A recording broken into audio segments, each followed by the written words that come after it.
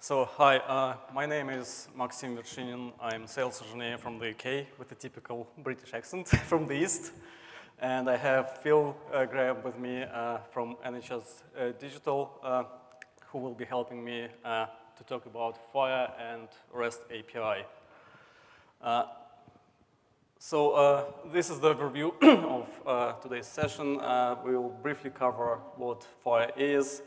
Then Phil will talk about how they use FHIR in NHS and why it is important for them to switch to FHIR. And I will be showing lots of demos today. Hopefully, I will be able to fit all the demos in the session. But let's just quickly start. So what is FHIR? How many of you have been using FHIR already? Can you just, okay, not many, but yeah.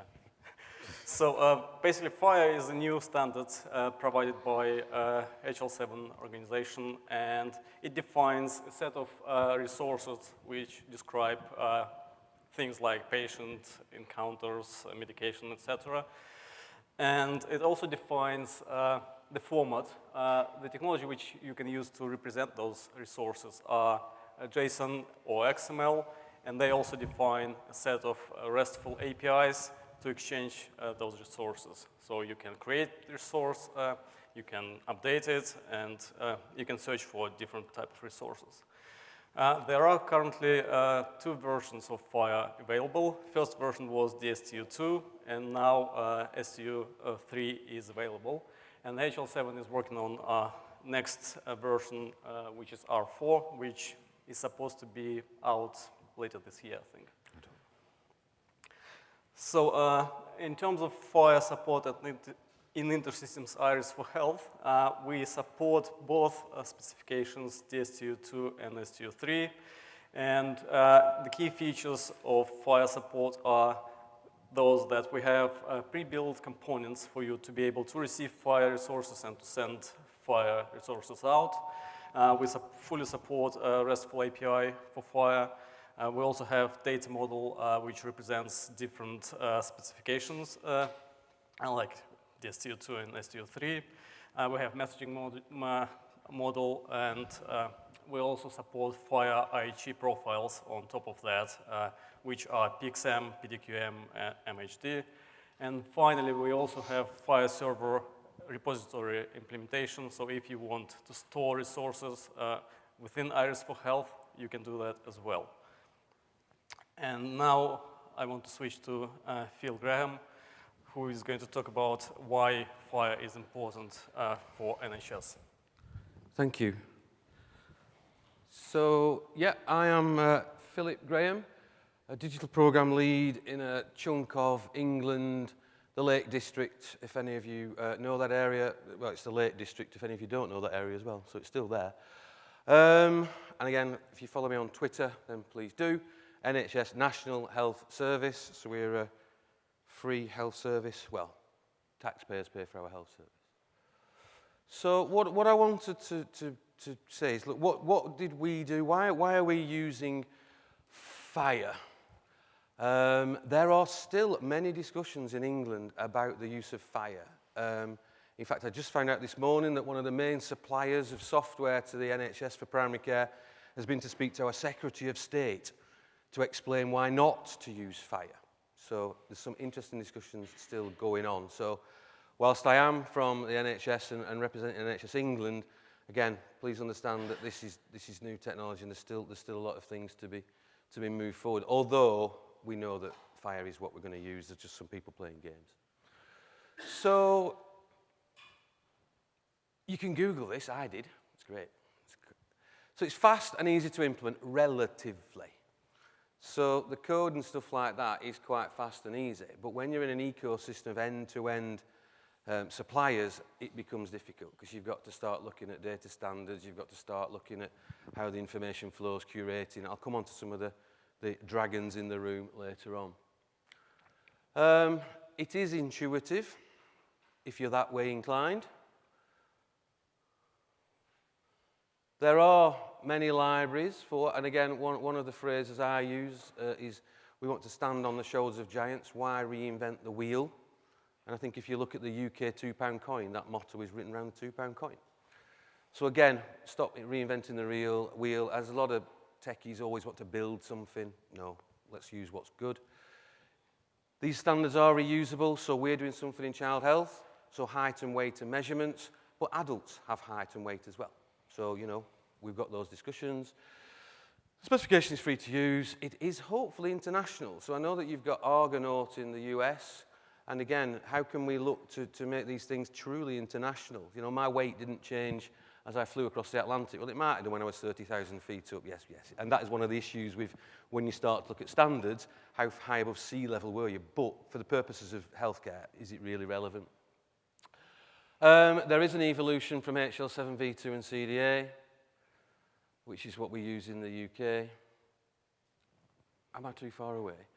It supports RESTful architectures, and there's a seamless exchange of information using messages or documents. So some of these won't all be messages. We are still passing documents, and probably will pass documents for quite a while.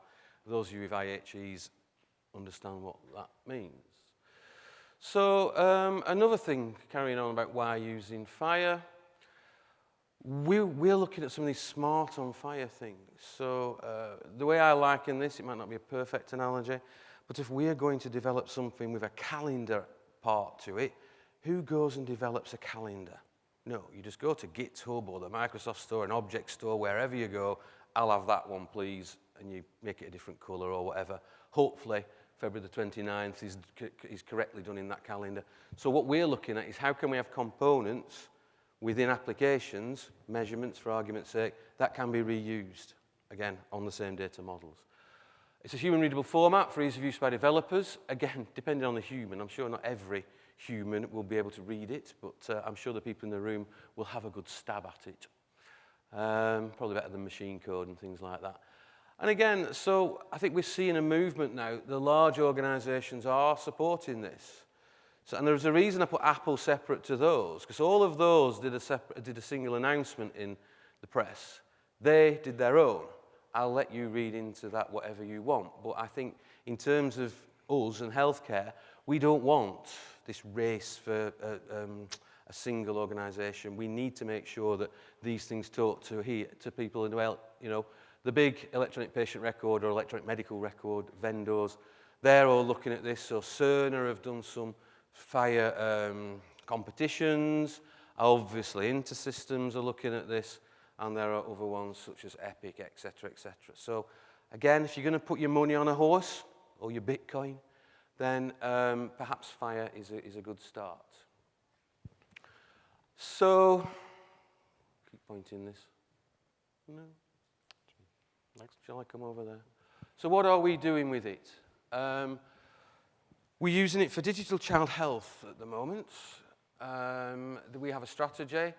Again, if those of you who were here yesterday and saw my presentation, it's about knowing where every child is and how healthy they are and the appropriate access to information. I won't go into detail on that, but if you do want me to do, then please catch me later. But essentially what we're doing, this is a digital version of what we've got as a red book. It's a childhood development and vaccinations. It's all on paper at the moment. But what we're doing is we're actually sending FHIR messages. Well, we're hoping to. This is a pilot at the moment. So they've got 6 screenings there, 1 immunisation, 2 growths, and other things that have happened to that child. They are being sent through from FHIR. So if a primary care physician does a vaccination, up it pops into the FHIR engine. Do you like that? It's great. This does some wonderful stuff. So there's the FHIR message here. It's on the cloud, and then that sends it on a publication subscription model to the right place. And even, like I've said, on that one, to the parent. And again, those of you that were in the healthcare one heard me talk quite a lot about empowering the patient by giving them the information as well. I know that in America you tend to give it to the payers, but actually, you know, why don't we give it to the person themselves, because they're important in this as well. So that, again, is the FHIR engine. And again, if you want to go and see that from InterSystems, then please do. So what are we planning to do with it? So you take child out of digital child health, and you've got digital health. Like I just mentioned before, healthy children, what about healthy adults? We have vaccinations, flu jabs, all those kind of things, screening, prostate screen, yeah, that's right, dementia screening, all those kind of things. And we're looking at things about how we can use it for cancer pathways, how we can use it for diabetes pathways. You take your height and weight on your things, that is interesting to your diabetic, what's the word I want to do, equation that works out how much insulin you need, together with blood pressure, etc. So again, can the Internet of Things link into this and send these messages so that anyone that needs to see this can see this using the construct that is FHIR? We're also looking at end-of-life care, and we're looking at dementia. So again, you know, much in the way that I might manage my child's care, when my parents have, if they unfortunately get something where they can't manage their own care, can I start to manage that care by proxy? And the messages come to me as well. I don't know if you've ever seen anyone with dementia's records at home, paper with appointments, etc., this thick. Unfortunately, they don't, well, fortunately, they don't know about it, so anyway. So, other things that we're doing with it. We are creating national capabilities, so this lot here, we're actually creating our national capabilities, so local healthcare record exemplars. Not quite sure how to explain that, but essentially a lot of these are like IHEs, but extra things in terms of how we have a longitudinal care record, including some of these FHIR messages. And for record location, we're looking at national event management. So this isn't just happening in Lancashire, we actually want to flow this information around because, well, I'm in Texas. If I have an accident now and go to San Antonio, there's not much chance of any of my IHE data ever being viewed on a computer screen, is there? So how do we do this internationally? It can be done, together with 22 other capabilities like record location. So again, we're talking about transferring data using FHIR, but I can locate the data as well. All the data doesn't need to transfer. Otherwise, we just block up the internet with all the health data that we might send everywhere. So, and again, what we're doing is we're publishing standard notifications so that suppliers have to adhere to these standards, including InterSystems et al. But again, I think some of the suppliers are kicking back. The likes of Cerner, where they've, you know, do they have to have 200 different flavors of their system for 200 different countries? I don't know, can we start to look at, I don't know what level of FHIR, there's 1, 2, 3, we can start to look at how these things can work internationally. Nearly there now. So these are considerations. So like I've said, you've got to have consistent data models. So if I'm working on kilograms and someone's working on pounds, that's not going to work. You've got to look at the curation. Again, how are these standards actually developed so that everyone understands them? You've got to look at reusable profiles. So like I said, it's no point having one for children, for adults. You know, start to think about how you might reuse them at the start rather than at the end, because that becomes messy. Testing and versioning. Max has just mentioned STU2, STU3, STU4. It's like anything in life. We've got to make sure that these are compatible moving forward. Otherwise, you've got a big problem when you move from version 3 to 4. And you've got to make sure that these are tested and kite marked. We call that, that's what we call it in the UK. I don't know what you call it everywhere else. So validated. So they've got British standards, a bit like electrical devices is a good example. If you to plug it in, you've got to work to a standard. And again, one of the big things that we are finding, one of the problems is, it's great to send these messages around, fantastic, but when it arrives at the system door, if there's workflow involved, how do you get that into that workflow so the system itself can work? You know, does that just, it's like people sending a piece of paper having to rekey it in. You don't want people rekeying out FHIR messages, but you've got to think about how your end systems work. And again, it is best to collaborate on these things, and you've got to think end to end, not just in the center. And again, the technology is the easy bit. It's the change that's the difficult part. So what next? We're looking potentially at things like, we're creating these APIs and these data models, so what sits in the middle? You can all discuss that. There's always the argument, why do you need a distributed ledger? But anyway. So there's things like that that we are looking at. Again, I pulled that one up. It's going down the hype cycle is blockchain, so we're going into the depths of despair. Looking forward to that. Thank you. Was that all right, Max? Yeah, it is. Thank you, Phil. As Phil mentioned, NHS is really investing a lot of resources in supporting FHIR, and they have created a set of, they extended STU3 and they create with custom profiles, which we are currently trying to implement. But in terms of the demonstrations which I'm going to show you, the first one is going to be based on the project which I am involved in, which is a female genital mutilation project. And this is a service which is provided by NHS and digital via Spine. Spine is an IT infrastructure which facilitates connectivity between different healthcare hospitals facilities. And we currently support multiple Spine mini services, as they are called, patient demographics and child protection services. And now we are going through accreditation process for FGM.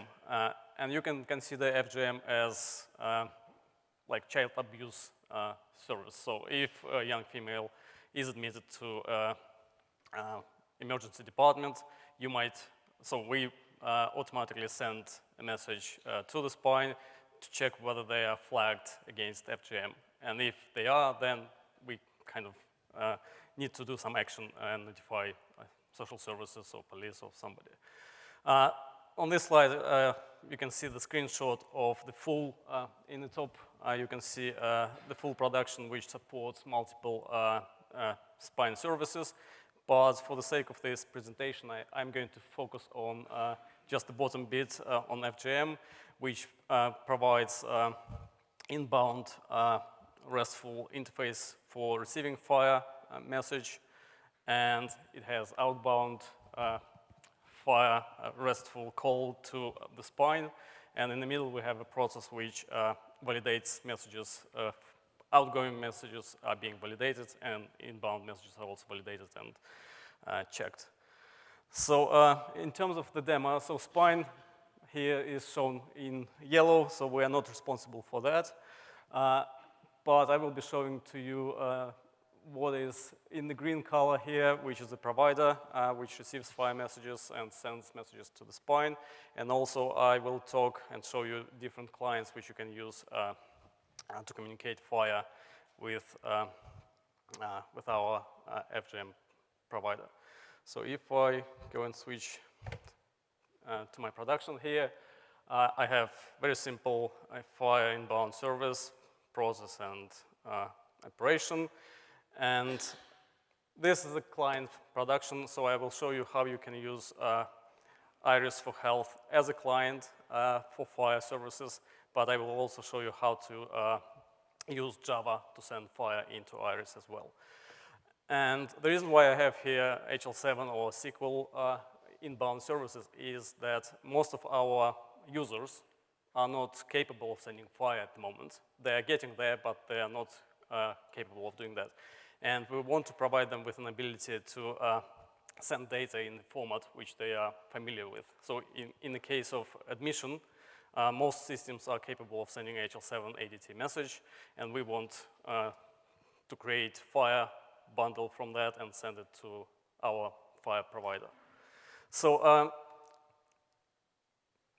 me just show you quickly. One thing which I want to show you is, again, to simplify life of our users, we provided them with a simple FGM request message, which is easy to populate. And because we support full FHIR model within IRIS for Health, you can use Visual Transformation Designer to create bundle here. So let's imagine, where's that? Let's imagine that somebody has been admitted, and I put HL7 message into the folder. In this case, it has been picked up, and if I have a look at the message trace, you can see that we have received a HL7 message, which then was transformed into our generic message, which I showed you earlier. And then, as a final output, we can see that bundle is going out to our provider, and we are receiving something back from provider. So if I have a look at the message trace on the provider as well, you can see that we have received the message which was initiated by our client, and as a result, we are sending FHIR bundle back. So if I go back to my message trace on the client, we have received a bundle, and you can see that it provides flag resource here, and we can see from here that there was a flag FGM next to that patient. And as a result, here I just created a dummy workflow call, so the controller, FGM controller, or somebody can go and basically see that there was a notification and you can do something about that. So this is one use case how our users would be using that. Another use case is we have several users who are not receiving HL7 messages, but they have a table which is being populated when somebody is admitted. And in my production here, I have, where's the client? I have a generic SQL service, and if I have a look at it, at the code, you can see that it is using SQL inbound adapter. And for each new record which appears in the table, this business service is called, and we are actually populating that generic message. So this is the only code you need to see. And I'm using ODBC here configured already, but I'm using Iris for Health database, but you can use any database. So our clients mainly are using Microsoft SQL. So let me just quickly show you. So let's assume that somebody has been admitted, and we want, so the new record was added to the database, and if I go to my message viewer quickly, you can't see. Problem?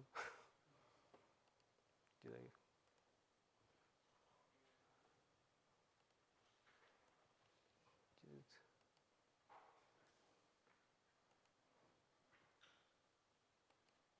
Yeah, so you can see that the business service was triggered, and the workflow here is exactly the same. Basically, it's the same NHS number, the same patient.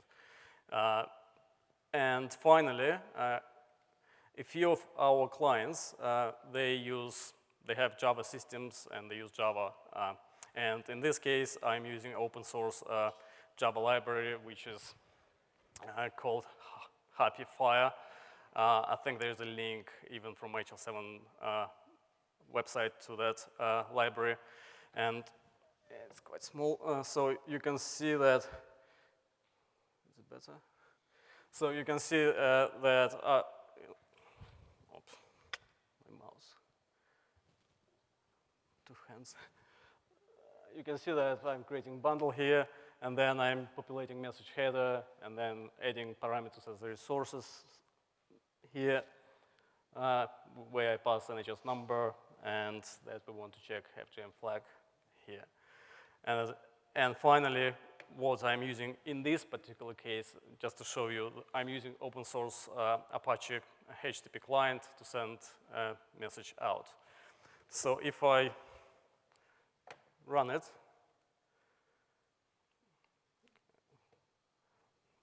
you can see that in this case, I'm using XML format, and this is my bundle, which was sent to Iris, and this is the response back. In this case, I'm not using our Iris client because we're producing FHIR message directly from Java. We're going directly to the provider. So if I go to my provider, so this is the message was sent. It's a client. Is it client?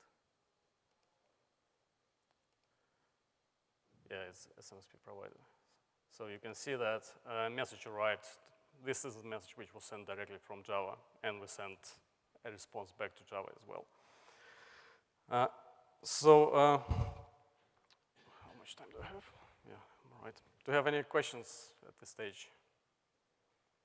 Okay, good. So the next thing, yes? Yeah. No, you can go directly from HL7 to FHIR.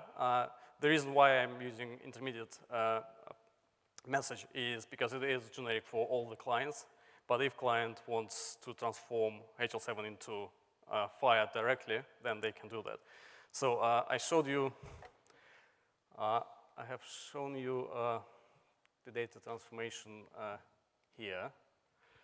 So instead of having this intermediate format on the left-hand side, you could have HL7 message. And I'm actually using, I'm actually transforming, I can show you quickly.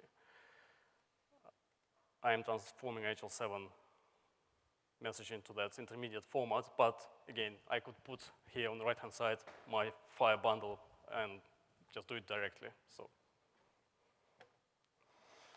okay. So next thing which I want to talk about is InterSystems FHIR server repository. As I said, we provide you with an ability to use IRIS for Health as a FHIR server to accept messages. You can be a client, send FHIR messages out, and I showed you different things. You can send FHIR messages from within IRIS to from one production to another production, or you can send messages out like I did here to the spine, so to the diamond spine. So with FHIR server repository, you can accept FHIR resources, store them in IRIS for Health, and you can update them, delete them, and search for those resources. So we provide you with a full implementation of FHIR repository. And it is very easy to set it up. It's just single command, which I have here, so I don't have to spend time typing. And so when you invoke this command, first of all, it will ask you for the namespace. Let's say test, actually, let's call it FHIR GS, for example. And then it will prompt you with several questions like, do you want to accept messages in the STU2 format? In my case, let's say no. Do you want to accept messages in STU3? Yes. Then it will show you the default endpoint for that STU3 interface, RESTful endpoint. You can change it if you want, but in my case, I will leave everything as a default. And then at this stage, I'm only configuring FHIR server to be able to accept messages and send messages out. But if I answer yes on the following question, then it will also add repository in that namespace as well, and also will add additional FHIR components which are needed for that. And finally, it will prompt you with questions whether you want to support IG FHIR profiles in that particular server implementation. So let's say yes, no for this one, for example. Yes for this one.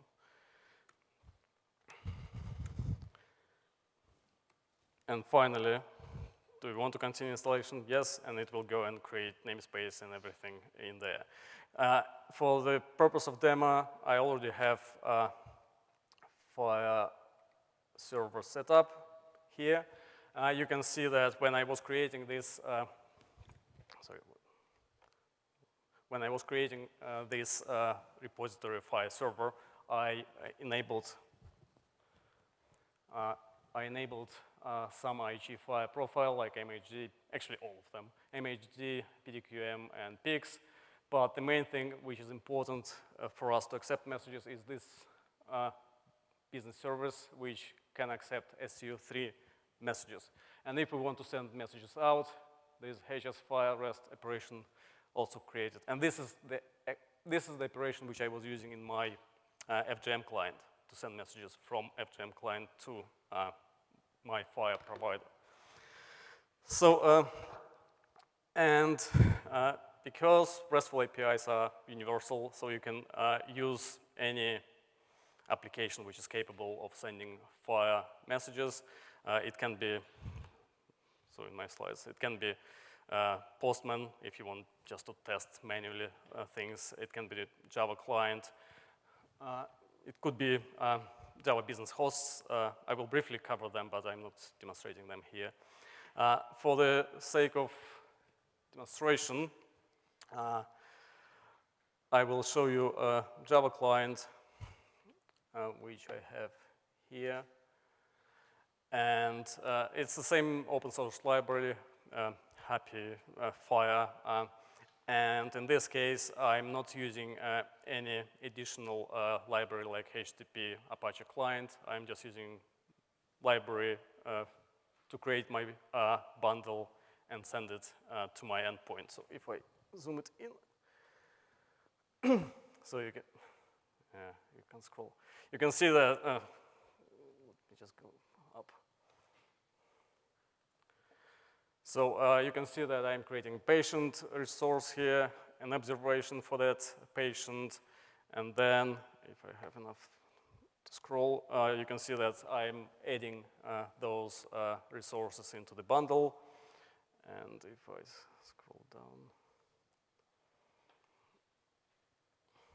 and at the end, you can see that this is the endpoint which was created for me when I was creating my FHIR repository. So I specify this endpoint, and then I send a message out to Iris FHIR repository. So if I run this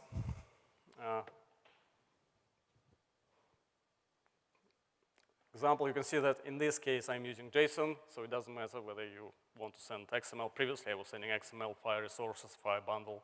In this case I'm using JSON to do that, and you can see that I have this patient which probably had an appointment, and there were some observations done, and we are sending those observations as well.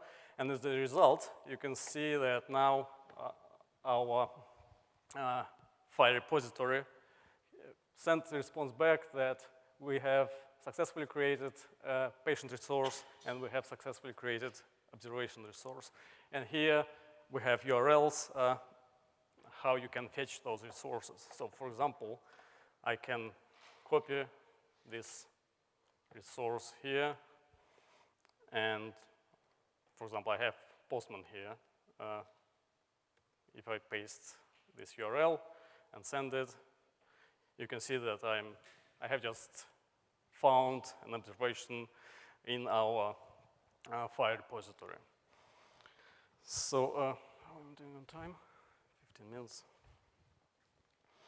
So one more thing which I wanted to mention as well, again, because not everyone is familiar with FHIR yet, so we also provide a test utility which is available through the system management portal. So if I go to health, FHIR test utility, you can see that you can use just simple UI to create and see what is going to happen. So for example, you can create a patient from here, just type first name, last name, and it will show you the bundle which is going to be sent to FHIR repository. So you can use it as well. So what else?